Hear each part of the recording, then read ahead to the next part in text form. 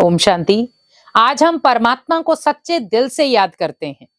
कई बार हम बातों बातों में भगवान को भूल भी जाते हैं।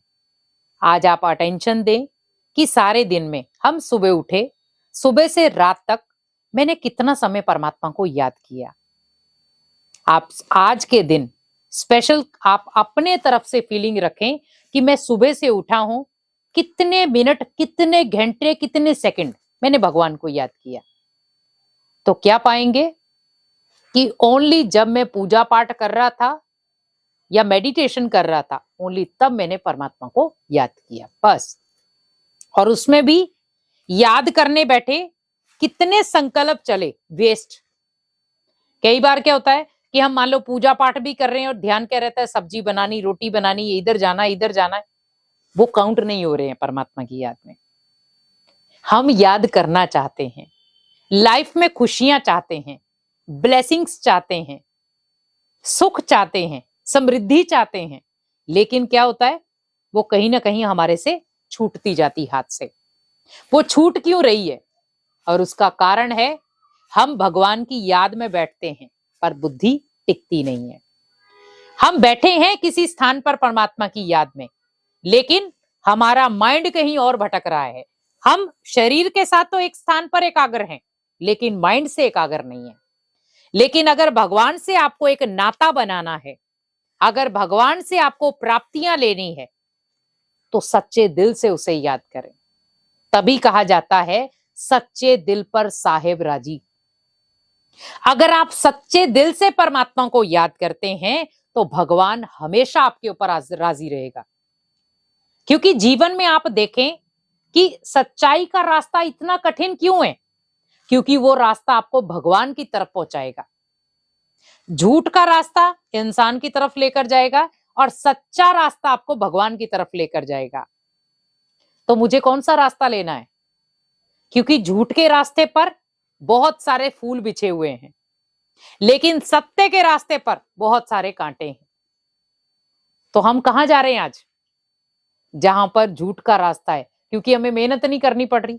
लेकिन सत्य के रास्ते पर आपके हर पग पर कांटे हैं, हर पग पर परेशानियां हैं। आज आप देखें, भगवान से मिलने के लिए हम कितने तीर्थों पर जाते हैं, हर तीर्थ पर जाते हैं हम। वहां पर भले सर्दी हो, ठंडी हो, बरसात हो, आंधी हो, तूफान हो, अगर मन में हमारे आस्था है, मुझे जाना है तो जाना है, उसके लिए भले आंधी तूफान हो, कुछ भी हो, मुझे जाना है।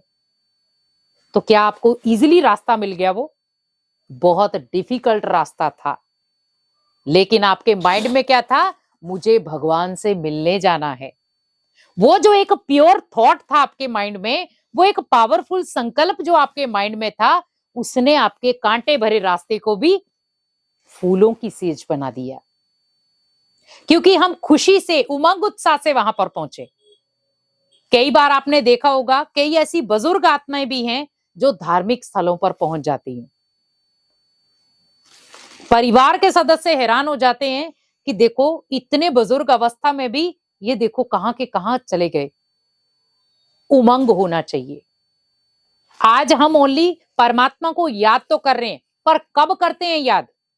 जब हमारे जीवन में टू मच दुख आ जाते हैं, तब हम थोड़ी सी स्टेबिलिटी के साथ परमात्मा को याद करते हैं, तब हम मन की एकाग्रता से परमात्मा को याद करते हैं। आप देखें कि जब आपके घर में बहुत सारा दुख होता है, बहुत प्रकार से दुख मिलता है आपको, तब आप जब परमात्मा को याद करते हैं तो आपकी स्थिति कैसी होती है? और जब आपके घर में खुशियां ही खुशियां होती तो आपकी स्थिति कैसी होती परमात्मा को याद करने? क्योंकि जब माइंड खुश होता है तो हम कहते हैं ठीक है, कोई बात नहीं, कर लेते हैं। लेकिन जब दुखी होता है तो हम भगवान को छोड़ते ही नहीं फिर। और फिर हम भगवान को ब्लेम क्या देते हैं कि भगवान, मैंने तेरे को इतना घंटा याद किया, इतना तेरे साथ पूजा पाठ किया, इतने मैंने नित्य नियम किए, इतने मैंने व्रत नियम किए, लेकिन तूने मेरा साथ क्यों नहीं दिया? मेरे जीवन में इतनी परिस्थितियां क्यों डाल दी तूने? तो आप हमेशा याद रखें कि भगवान परिस्थितियां आपके जीवन में भेजता ही इसलिए है ताकि वो परख पाए कि ये मेरा बच्चा है या नहीं है। आज देखें कि एक माता पिता हैं, वो बच्चों के लिए क्या नहीं कर रहे हैं। बच्चों के लिए घर बनाते हैं, बच्चों के लिए चीजें बनाते हैं, बच्चों के लिए धन इकट्ठा करते हैं, लेकिन वही जब माता पिता बच्चों के हैंड ओवर कर देते हैं तो बच्चे क्या करते हैं फिर? माता पिता को घर से बाहर, या कई बार माता पिता 2 वक्त की रोटी खाने के लिए भी तरस जाते हैं कि मेरा बच्चा देगा भी कि नहीं। जहां पर माता पिता अपने बच्चे के लिए क्या सोच रहे थे कि मेरा बच्चा भूखा नहीं रहना चाहिए, मेरा बच्चा जैसे ड्यूटी से आए पहले मुझे उसको रोटी देनी है, मेरा बच्चा स्कूल से आए मुझे पहले रोटी देनी है। माता पिता ने बच्चे के लिए बहुत अच्छा सोचा, लेकिन जब बच्चा उस उम्र में पहुंचा तो उसने माता पिता को किस डिग्री पर रखा? माता पिता कह रहे बेटा हमें भूख लगी है, तो बच्चा क्या बोलता है मुख से? शांति से बैठ जाओ, बन रहा है भोजन। वही चीज क्या कभी माता पिता ने आपके साथ डील की? नहीं। आज वही चीज हम भगवान से कर रहे हैं। जब हमें दुख होता है तो हम भगवान को याद कर रहे हैं, और जब हम सुखी में होते हैं, सुख होता है जीवन में, तो हम याद करते नहीं है। आप सोचिए कि हम अगर भगवान को याद कर रहे हैं तो घर कैसा होना चाहिए? सुख शांति वाला। अगर घर में दुख अशांति आ रही है, इसका मतलब मेरी जो याद का बंधन है भगवान के साथ वो कनेक्टेड पूरा नहीं है। मुझे जो भगवान से शक्तियां लेनी चाहिए थी वो प्रॉपर नहीं आ रही हैं। क्यों? क्योंकि उसके अंदर क्या हो गया? तार कटी हुई है। मैं बैठा तो परमात्मा की याद में हूं, लेकिन कनेक्शन नहीं है। मैं भगवान से अपने मन की बात शेयर कर रहा हूं, लेकिन वायर कट है, क्योंकि मैं याद करने बैठा हूं, पर याद तो मैं कुछ और ही कर रहा हूं। तो ना परमात्मा का आपकी तरफ ध्यान, ना आपका भगवान की तरफ ध्यान, तो कनेक्शन क्या है? बीच में टूट गया। तो भगवान ने तो आपकी बात सुनी नहीं ना, क्योंकि भगवान सच्चाई से जो भगवान को हर बात बताता है, भगवान को वो प्रिय है। लेकिन कई बार हम किसी व्यक्ति को झुकाने के लिए भी, कई बार कहा जाता है ना कि अगर किसी सच को छुपाने के लिए आपको झूठ का भी सहारा लेना पड़ता है, अगर किसी व्यक्ति की उसमें जान बचती है, तो वो झूठ नहीं है। पर जहां पर आपको लगता है कि मैं यहां पर सच बता दूं, उस व्यक्ति का जीवन बच सकता है, तो आप उस समय झूठ का सहारा ना लें। क्योंकि आज जीवन में हर पग पर व्यक्ति झूठ का सहारा लेकर आगे बढ़ रहा है, और उसके इतने चेहरे बन चुके हैं कि सामने वाला उसे कई बार तो भगवान भी नहीं पहचान पाता कि ये बच्चा है क्या। आज हम भगवान के दर पर जाते हैं, हम अपने चेहरे को उस समय भी कैसा रखते हैं? एक दुखी, लाचार, बेसहाय। और हम घर पे आते हैं तो बिल्कुल निडर हो जाते हैं कि अब मुझे किसी की जरूरत नहीं। लेकिन धन आपकी जरूरत है कुछ समय के लिए। धन आपकी जीवन की पूर्ति कर सकता है, जीवन के साधनों की पूर्ति कर सकता है, पर आपके लाइफ में जो खुशियां चाहिए, आपके लाइफ में जो सुख चाहिए, आपके लाइफ में जो शांति चाहिए, उनकी पूर्ति ओनली भगवान कर सकता है।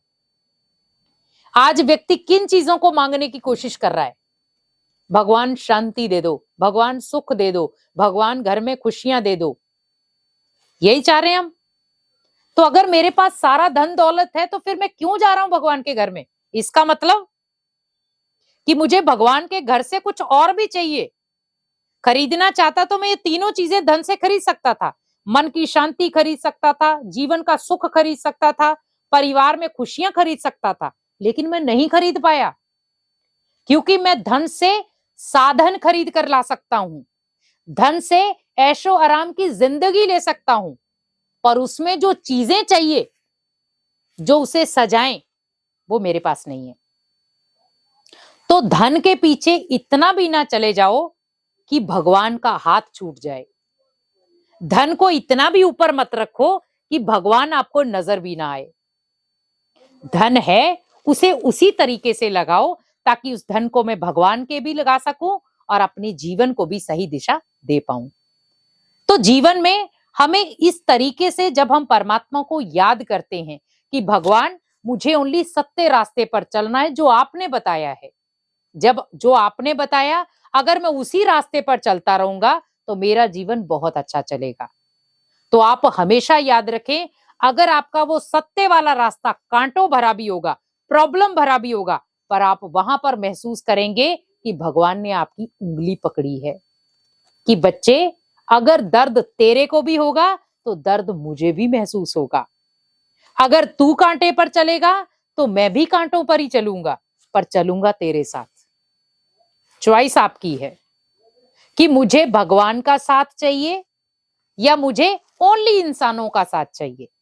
क्योंकि जिसे भगवान का साथ चाहिए उसके जीवन में सच्चाई के आधार पर बहुत सारे आंधी तूफान आएंगे, लेकिन वो कभी हताश नहीं होगा, डरेगा नहीं, हमेशा मजबूती के साथ उसका सामना करेगा। इसीलिए भगवान के दिल में अपनी जगह बनाएं और अपने जीवन को खुशियों से भर दें। ओम शांति।